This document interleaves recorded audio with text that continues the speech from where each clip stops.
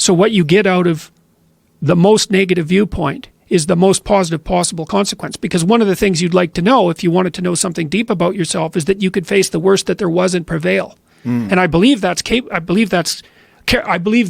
people are capable of that.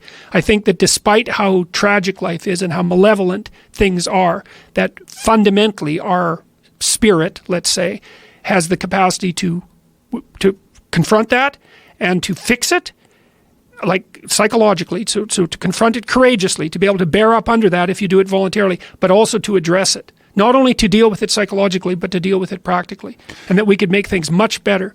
There's always a striving towards utopia, right? Like this is the ultimate goal, that if you ask people, what would you like out of civilization? Well, I'd like everyone to be happy and everyone to get along and there to be no war, nothing, no suffering, no anything.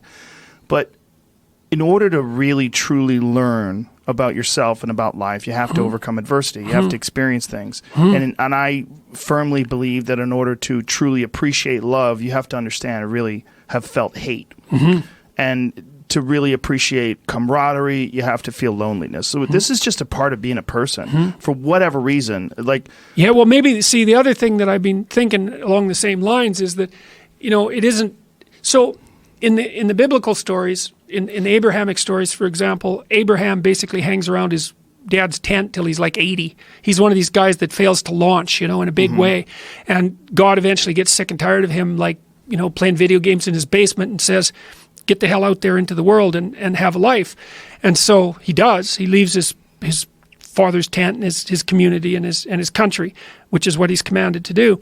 And then he goes out and has an adventure. But, the first thing he encounters is a famine, and then he encounters a tyranny, and then he encounters a bunch of people in the tyrannical state that want to take his wife.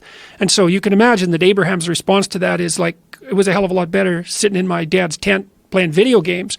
But what's cool about that story, what I realized when I was doing the lectures on it last year, was that was a call to adventure.